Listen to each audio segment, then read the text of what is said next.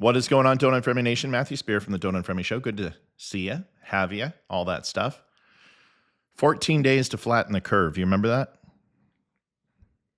You know, I could make a video where I sit here and pretend that I have all the answers, that I can tell you what's going to happen on the 2024 election, that I've gained some sort of skill set that makes me the prognosticator of prognosticators. And although my record is pretty good, I don't have any secret sauce to provide you. McDonald's. Sorry. It's in the news this week. But what I do have is a particular set of skills that make me a nightmare for people like you. If you return her, I will not look for you. However, if you don't, I will look for you. I will find you. And I will kill you. Good luck. Sorry. Thinking back to 2020, you know, I can tell you where the breaking point was. We can talk about November 2016 and the election, Donald Trump, and then move that to 2020, November, December into March 21. Really was kind of the demarcation line. March 21 was where the fit hit the shan. And that's an interesting thing because when a lot of people think about those times, they think about COVID, they think about the mask mandates, they think about get a shot, don't get a shot, get 2 shots, get 3 shots. No, you need a booster of the booster. No, you need a super duper booster. Ivermectin's evil. And I think about that craziness of wearing masks in cars and contact tracing and closing down businesses and not allowing people to pray, walking through a restaurant at 6 feet tall with a mask and then sitting down to a 4-foot level and then all of a sudden it being safe because plexiglass, plexiglass. Who knew? It was so stupid. All of it was stupid.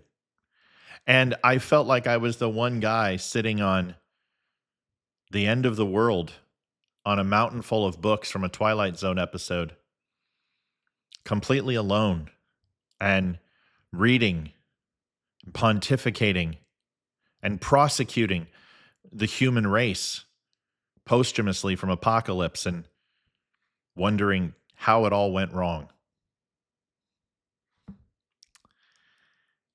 And the thing that I remember the most, obviously those things, and the 1.5 million people who died,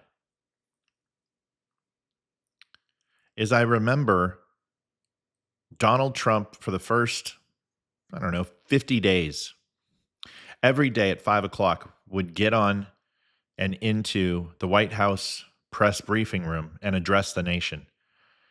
And you would have several doctors there, and Ouchie Fauci was there. It's where he got his medal. And you would listen to Donald Trump try to bring some solace to America, listening to his advisors that once it heated up, that this cold would go by the wayside like most viruses do. That's why it's called flu and cold season in the winter. And it wasn't that. And it was something more nefarious. So then he started calling it the China virus, and they got upset.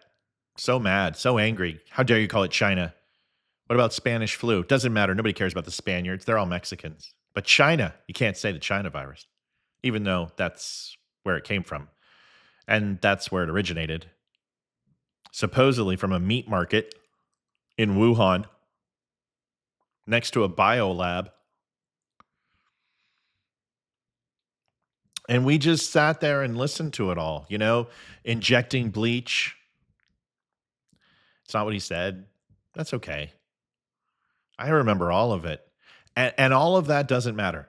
The thing that matters most to me is thinking about Donald Trump in the White House press briefing room every day for 45 minutes trying to help America feel some sort of solace that we were in control when we weren't, and talk about 2 weeks flattening the curve which right when I heard that, I'm like, that's going to be a few hockey seasons long because there's no way I believed it was going to be 2 weeks. And I don't think anyone did. Once government gets unfettered access to do whatever they want, they're not going to give that up. Once they locked it down, I think they knew exactly what they were doing and how long it would be, but nobody wanted to be like, we're all going to die. Mass hysteria, dogs and cats sleeping together. Everyone pack your shit, get on the freeway, run each other over. It's over. Lights are out. Nobody's going to say that. So they went up there and did their best. And then in parallel, I think about the Biden administration, and the first time that this guy entered the White House press briefing room was 2 weeks ago, so he could slight Kamala Harris when she had a press conference and a rally scheduled for the same time, and Biden took her time slot. Just showed up. Hey, everybody, what's going on? Uncle Joe.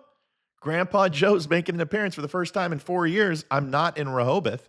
I'm not on vacation, even though I spent 2.2 years out of my 4 on vacation. And I break it down to that. Just that. If you can break this election down to abortion and your uterus, I can break this election down upon which president showed up and which one didn't. And although Donald Trump made mistakes, and trust me, the entire MAGA crew all agree, we're not big fans of the vaccine. I don't know if you heard. We didn't like the lockdowns. Don't know if you heard that. But to me, what I want the president of the United States to do is to offer solutions and at least attempt to get it right. Not having a lot of faith that they will. I have to use the pronoun game because we've got a woman running now. So I got to say the they. She, her, Jim. And so when I look at that, Joe Biden had COVID for almost a year and a half. Donald Trump really only had it for like 6 months. And I will tell you that they both inherited something that was uber difficult. And I don't hold either one of them accountable for the results that they got during that time. Because if you think the economy is going to be okay with lockdowns, with trading halted, with airlines shut down, with consumer goods sales down 71%, hoarding, and Amazon absorbing 90% of the retail commodity traffic, I'm sorry, you're not paying attention. Joe Biden had it a lot longer, and he certainly milked it until the cows came home, and unfortunately, bungled it a hell of a lot more than Donald Trump. And if you don't believe that that's true, simply look at the death toll under Biden versus Trump. Now, everyone says, oh, yeah, well, that's just because Joe Biden inherited it. Okay, liberals, you need to stop with this shit that every action that the president of the United States does has a longer impact than 90 days.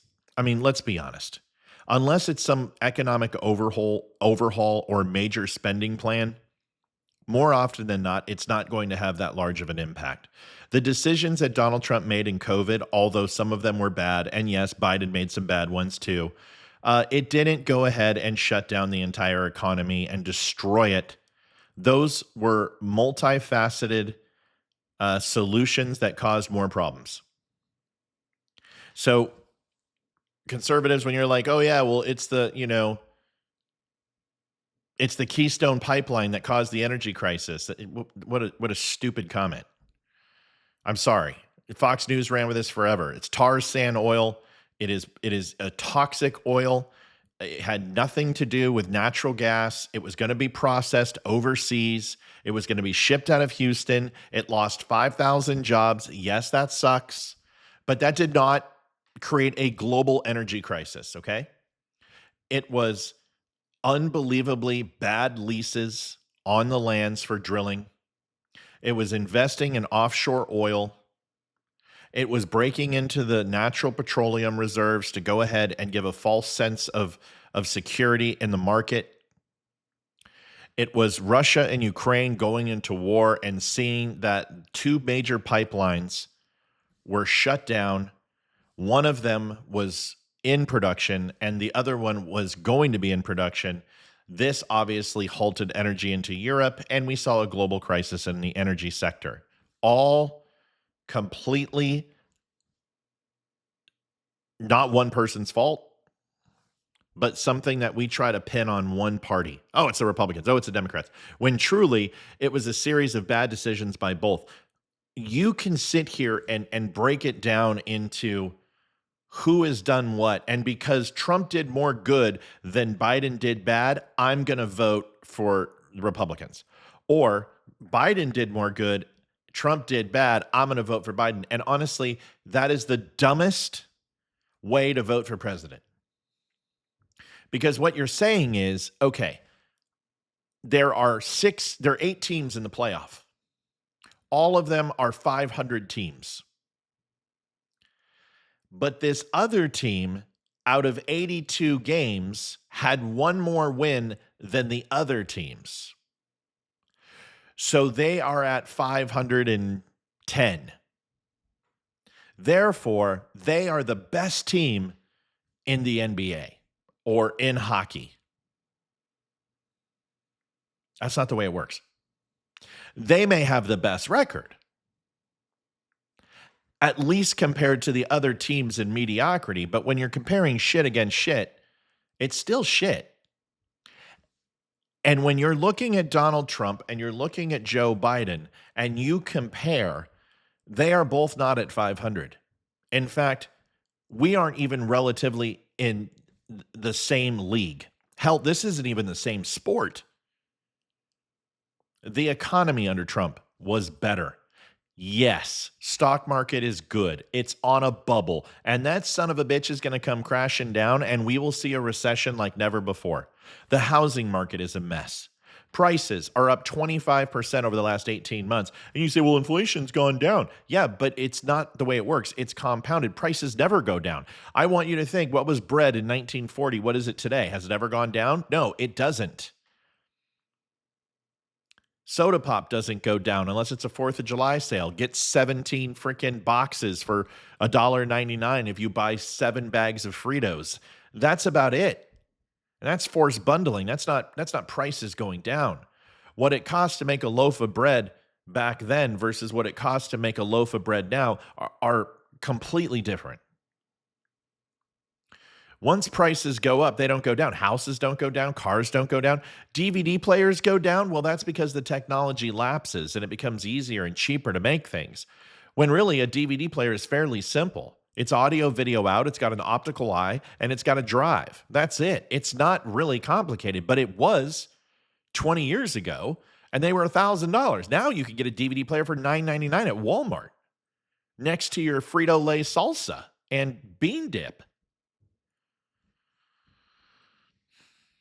It's not about who did a few things better than the other guy. It's comparing and saying there's no comparison. Ukraine, Russia, Taiwan, China, Israel, and the entire Middle East. Wait till Africa fires off. Wait till we have foreign countries like China and Russia who right now are subtly going into Africa and building bases. Wait till it becomes a land grab. Wait till it becomes they go in and start taking over some of these countries, which is going to happen if these countries don't fall prey to their new idea and new envisionment of government and Russian or China control. Wait till that becomes a conflict and we have to start getting involved in that. You can't sit here and compare Donald Trump and Joe Biden and with a straight face tell me that we are better off than we were 4 years ago. We were certainly better off than we were during COVID, at least from getting out, businesses open, and normal everyday life. But it is 10 times more expensive than it was. We are more divided than we've ever been. They've tried to kill Trump twice. They indicted him 96 times, yet Ted Bundy, Alphonse Capone, the guy from freaking Enron and whatever other white collar, blue collar crime that you can think of, none of them have 96 indictments. This is ridiculous. This is like getting an indictment over jaywalking or a traffic ticket. It was a clerical error. It was a person who came out and said, well, he kind of raped me without touching me in a dressing room. Why were you in a dressing room with a guy? Why were you trying on sexy lingerie with a guy in a dressing room? Because you were getting handy with him. And of course you were. And now, 30 years later, you're like, I think it was rape. It hurt a lot, kind of, but rape is sexy. Oh, let's go ahead and sue Donald Trump. And then because we know he can't shut up for $9 million, go ahead and make it $100 million. Then let's go ahead and do a $500 million bond on a clerical error where there was no victim, where the prosecution was the state. No victim. You know how it usually is, like, the people versus Larry Flint or Brown versus the Board of Education. Yeah, it was just New York versus Donald Trump, I guess. Look at the document scandal. That went nowhere. Look at Georgia with the phone call, find some votes. Well, when there are reports coming out from every single district that there are votes not being counted, and Donald Trump hears that, and he's like, hey, this is the entire election, and he makes that phone call. Dude, find those votes. Oh, well, you can't do that. But you can go ahead and call the state representatives and the senators in 2016 and tell them to have the electors not certify Donald Trump as president. And that's not insurrection, because I've got video commercials of celebrities and senators and state legislators asking for that very thing. They went on the White House floor and were gavelled down by Joe Biden himself as they went ahead and made claims in quorum to say he's an illegitimate president. We're asking the state electors not to certify the election. How is that not election interference? They did the Russian collusion bullshit. They spent $52 million in the Mueller investigation, where they ultimately found out what I could have told them for $4.25 and one hell of a cup of coffee, that there was no Russian collusion. That one vote wasn't changed, but still that narrative spins. If you think that Joe Biden and Donald Trump had even remotely similar presidencies, welcome to Earth. Your alien leaders did you a service, because there's no way you were alive. They say that the 70s, people say, well, I lived through the 70s. Usually those are uppity elitists who are in BMWs. And the old adage is, no, I think you skipped the 70s, had two 60s, and went right on to the 80s. I don't think people truly are giving this the time and consideration it deserves. I think they're saying Donald Trump is bad, and I'll vote for anyone. Because here's the truth. Joe Biden was the great white hope. He was the only person who could beat Donald Trump. Don't you remember? For 3.5 years, he's fine. Who cares that he's falling up the stairs? Let me say it again. Falling up the stairs. There's only one other person on the planet I've seen fall up the stairs, and that's my wife. She has a gift. Falling off of his bike. The stumbling and bumbling. Oh my God. Talking about the African American Baseball League. Talking about, if you don't vote for me, you're not black. His unbelievable gaffes. I mean, think about it. Just think of all the shit that he said. How many times he fell asleep. How many times he just walking around with his head up his ass, having no idea where he's at. He's fine. He's fine. He's okay. He's just Grandpa Joe. He's going to be okay. And we were sold this lie. And they raised millions, almost $500 million, $500 million, saying that Joe Biden was going to run for office. They milked all of their tycoons. They had George Clooney come up. They had Oprah come up. They had Mark Cuban come up, and people wrote checks to Joe Biden. And then the Democrat Party, the one who represents the constituents of the United States of America, George Clooney, decided to make a stink and said, and went to Obama and the DNC and said, the fat cats of uppity elitist liberals in Hollywood are going to pull our support unless you replace this guy. And our government, the government for the people and by the people, decided, oh, let's just go ahead and replace Joe Biden. With who? Whom? Kamala Harris. Now, liberals, you guys are so full of shit. She ran in 2020. She didn't get one primary vote. She came in dead effing last.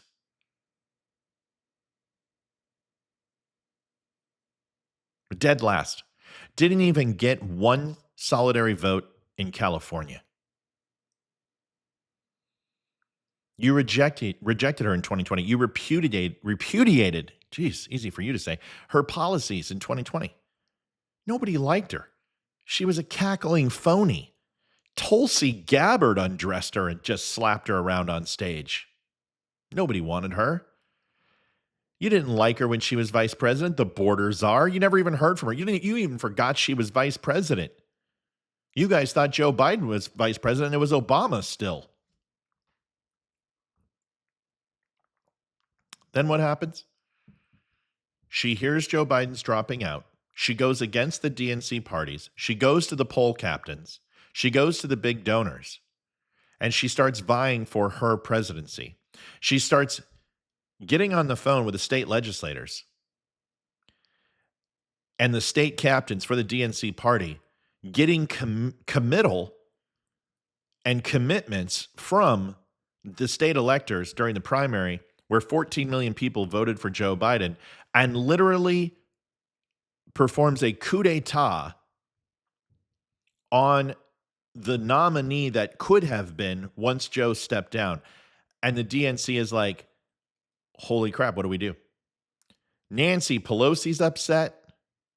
Obama's upset. Everyone's upset. And they're like, Kamala, she polls worse than Biden. And now we're seeing she does. Kamala Harris is an empty vessel. She doesn't have an original thought. Her policies are extremely progressive. And if you watch her and say, there's just something about her that I can't stand. There's something about her that I don't know what it is, but I can't put my finger on it. Either can she. She's fake. She changes her mind daily. She has walked back every single thing she has stood for since she has been in office, all the way back to California. Her prosecutorial record is a ghost town. You can't even find any of her cases. She lies about working at McDonald's. She sits there and pretends that, oh, she doesn't sit here and call anyone bad names, yet she called the entire American voting population for Donald Trump stupid on several occasions. She backed up and doubled down on Hillary's comments about being deplorable. She went up there and talked about MAGA fascists and American extremists. Those are the people who voted for Donald Trump or pushed back on their school board. Her entire administration has been a DOJ weapon against Donald Trump and against Trump supporters. The FBI investigated parents who were pushing back on schools. She is DEI. She is full-term abortion. She believes in 100% mutilation of our kids, and that transgender reassignment surgery is absolutely not only okay to pay for by taxpayer, but have our children understand it and keep it from parents. Be taught about it. In our state, they can change their pronoun. They can change their name, and they don't have to notify the parents. Inside classrooms, they have the LGBTQ flag instead of the American flag. Inside our libraries, they have books about a 30-year-old gardener from Spain fellatioing a young boy. They call it education.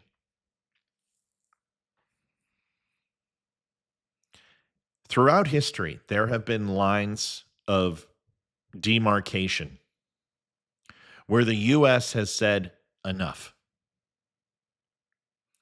In most recent history, one of them was right after Jimmy Carter.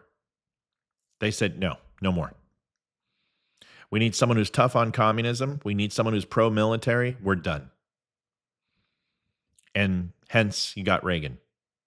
After the Bush-Reagan 12 years of Republicans, America said, no more. We need infrastructure. We need social change. Bill Clinton enters the picture. George Bush Jr.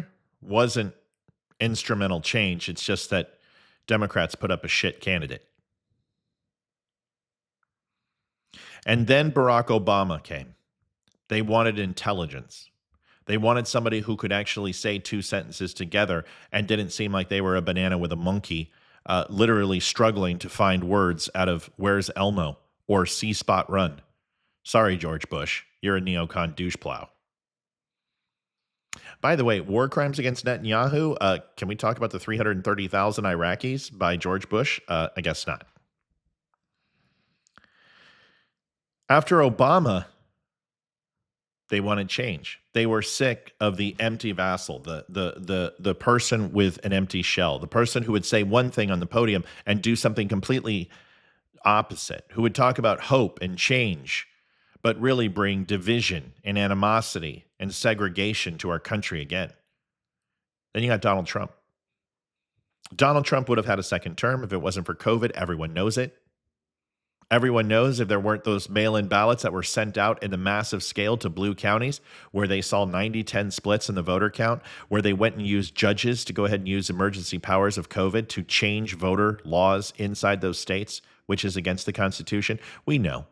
They just turned it into a freaking American Idol vote where everybody was sitting around the house who were unregistered, got a paper ballot, and they said, oh, well, we might as well fill this out because Orange Man is a Nazi and bad.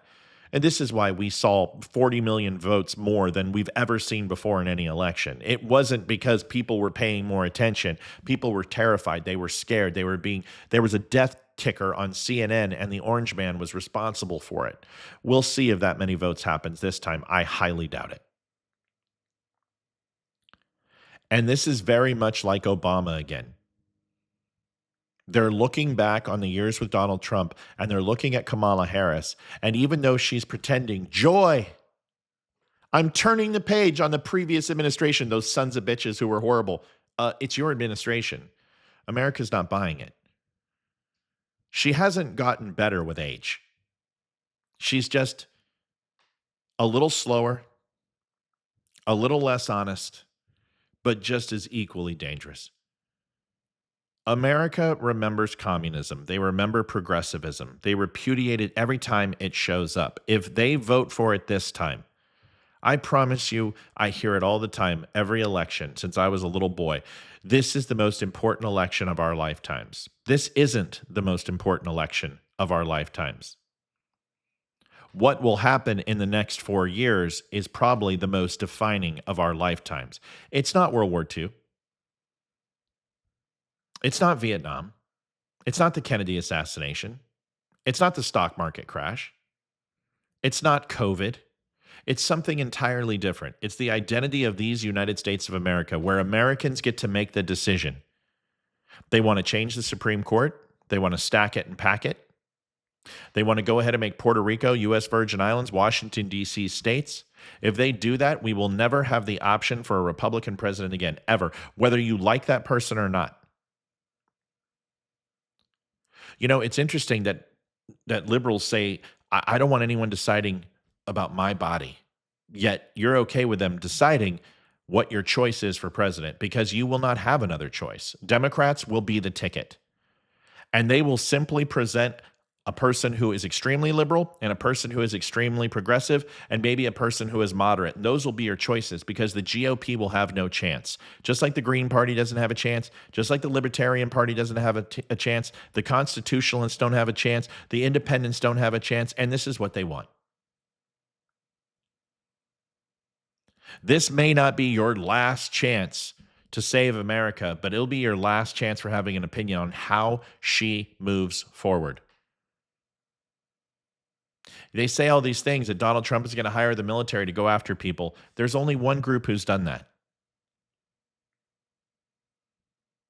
There's only one group who has weaponized the FBI to go after political opponents. There's only one group that has spied on a political opponent's campaign. There's only one group who are raiding homes and going into parents' homes, who are challenging the school boards, who are saying that they will not stand for this anymore. that they're going to use their constitutional freedoms to stand up against the government that they feel is tyrannical and oppressing them. They may not be right, but they have the right to say it. The media always lies to you every single day. It's state-run and it's propaganda. We know this. They get the questions during the debates. They tell you one story that happens over here, and it's completely different over here. They've been caught in lies ad nauseum, and yet still you go back and listen to them. You see the polls as they make millions upon millions of dollars an hour on commercials as they tell you that the polls are close or that Donald Trump's ahead here or he's behind here. And it's all just literally neurons and synapses. It is a drug for you to stay locked in so you can watch the next commercial about Provasic or some chick with a white dress in the middle of the wheat with Summer's Eve Massengale douche. That is what they want. They want to sell you Australian Dream, or they want to go ahead and sell you gold from U.S. Capital. But it has nothing to do with the truth, and it has nothing to do with you. I am going to say the last thing about this, and then I'm done in this terribly long rant.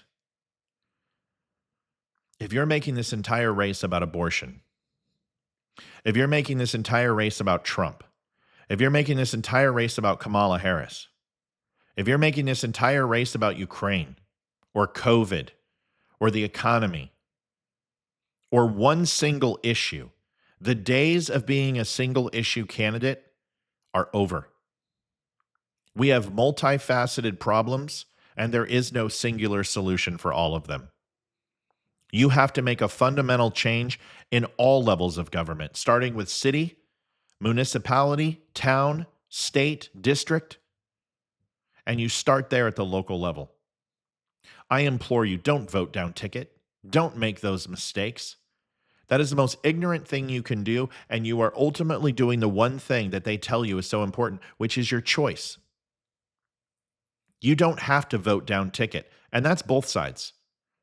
You should vote on the candidate. If you truly care and you're sitting here and saying, I will not vote for Donald Trump because I cannot vote for a candidate like that, but you go ahead and go straight down ticket, then you're just not only a hypocrite, you're a liar. I would challenge you not to vote on something that you don't know what you're talking about. If you have not invested in looking at your state, local, and city candidates, then you probably shouldn't go ahead and vote for them or anyone. Because not only are you surrendering your decision, you're making it that much harder to put the right person in office because of your ignorance. You can't afford to make this a single issue election. You've got to look at the whole. And I challenge you to look at 2016 right up until COVID, till 2020. And then I want you to take away the year and a half with Joe Biden, with his COVID reaction. And I want you to look at the last 2.5 years of his presidency and what's gone on from Afghanistan, from the economy, from interest rates to inflation, to housing prices, to energy, to world stability, to the border, to fentanyl crises. Look at the population of our country and look how for the first time ever there were more illegal immigrants that crossed the border into the United States than there were newborn babies. Look at all of these things and look at the last 2.5 years of Biden and look at the 3.5 years of Donald Trump and compare them. And then ask yourself the question, which one is diametrically opposed from the other? And there's only one answer, it's Donald Trump. You may not like him. You don't have to go to Sunday dinner with him. You don't have to marry him. You don't have to have babies with him. Not that you would anyway. But you should damn well vote for him because he's not taking away your rights. He's not saying you can't have an abortion. He said it 1,000,000 times. It's up to the states, and that is up to you to vote. And if you vote down ticket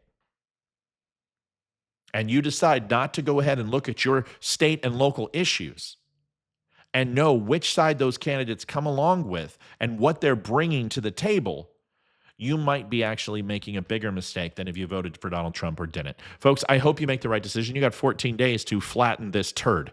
I hope you do, and I hope you make the right one. We'll see you soon. Adjusting transmitter output. This is the Don't Unfriend Me Show with your hosts, Matt, Leroy, Amy, and Olivia. Geopolitics, military analysis, and election coverage. Coming to you live on all major social media channels at The Dumb Show. Honest, direct, unfiltered. We can agree, we can disagree. Just don't unfriend me.